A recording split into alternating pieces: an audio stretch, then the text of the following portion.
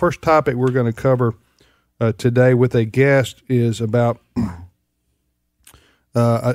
support for when your parent becomes your child, adapting to Alzheimer's. A lot of you know people who have Alzheimer's, families who are dealing with this, and we have somebody on who themselves can tell us how to best deal with this. Sherry Lynn Harris, she's an Alzheimer's caregiver and advocate. Sherry, welcome to our program.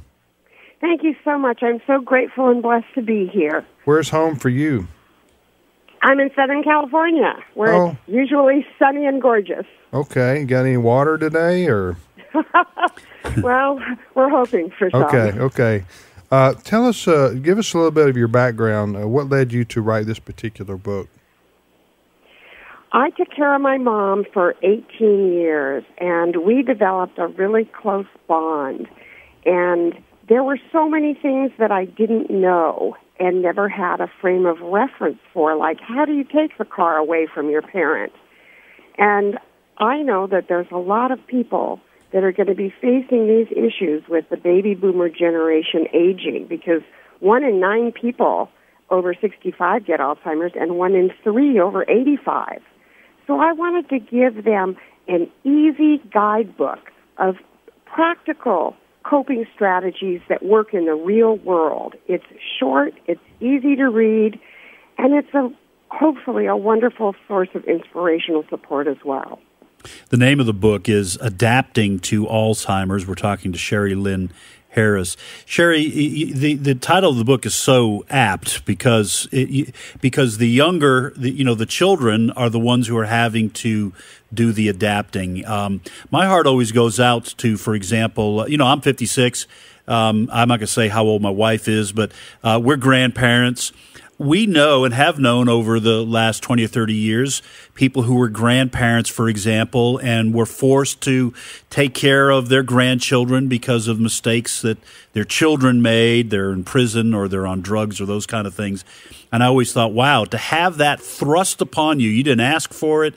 You did everything right as far as, what you could do. It always seemed kind of unfair. And in this book, you talk about the same kind of thing, only it's a little bit reversed.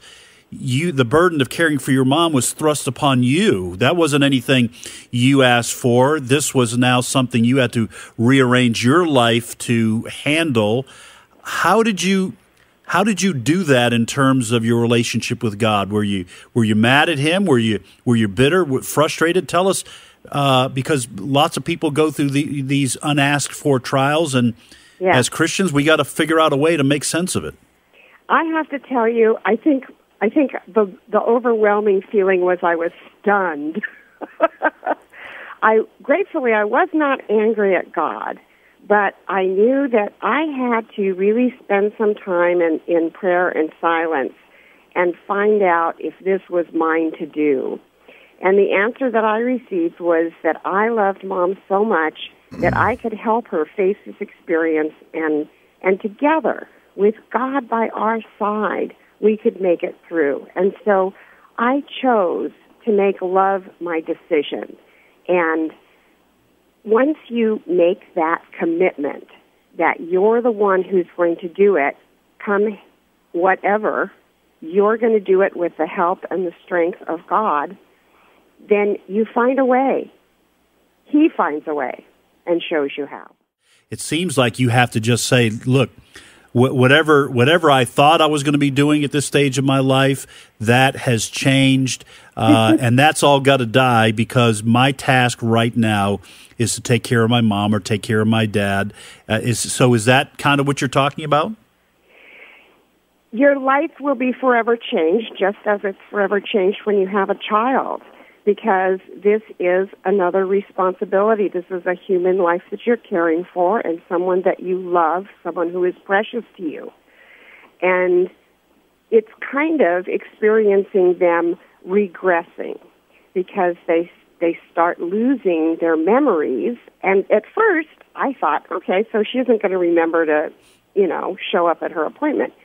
It's not really just that, because they forget how to do activities of daily living. They forget how to get dressed. They forget how to feed themselves. They forget how to bathe themselves. So it really is a major difference in your life.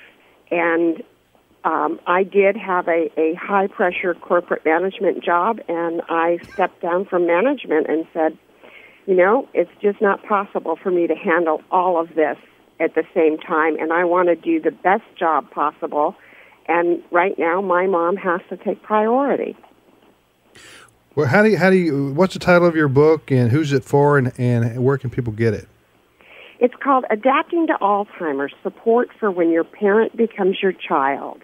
And every caregiver I've talked to said, boy, that sentence nails it, because you have to be flexible, you have to adapt. It's available everywhere. Amazon.com, 5 stars.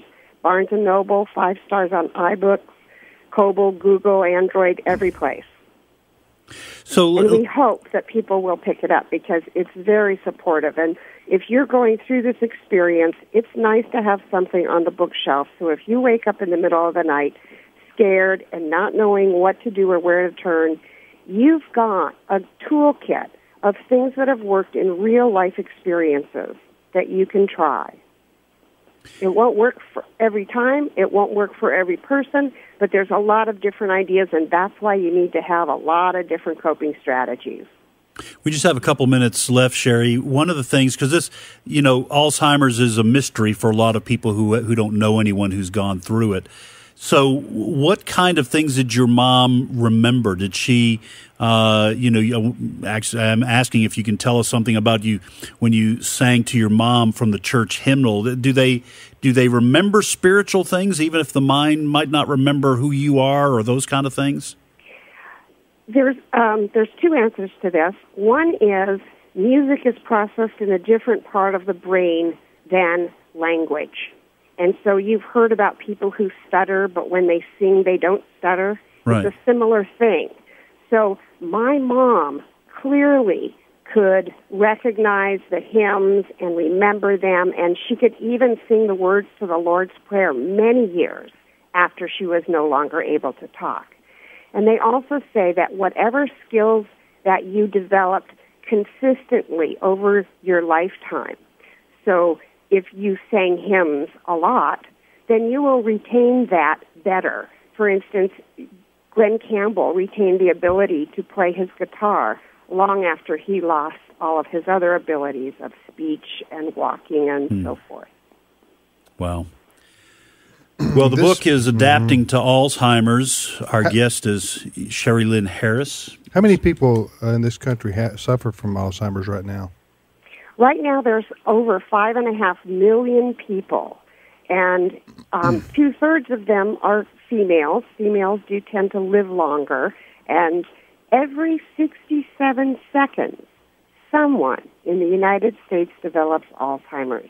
It's the 6th leading cause of death in the United States, and it's the only one of the top 10 that doesn't have a prevention or a cure.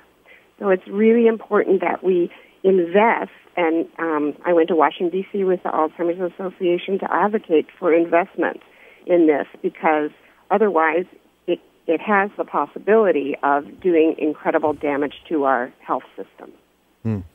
Sherry, because once you get it, you have to care for them. Yeah. Right. Yeah. Well, Sherry, thanks so much for being our guest and talking about this topic. Sherry Lynn Harris, Harris. Her book is called Adapting to Alzheimer's: Support for when your parent becomes your child. And thank you, Sherry. We appreciate it very much. Thank you so much. And I just want to remind caregivers that they have to take care of themselves, because 30% of caregivers pass on before the person they're taking care of. So they need to make sure they're taking care of themselves as well. And I thank you so much for this opportunity. Okay. Thank you, Sherry. Thank you, Sherry. Bye-bye. Bye-bye.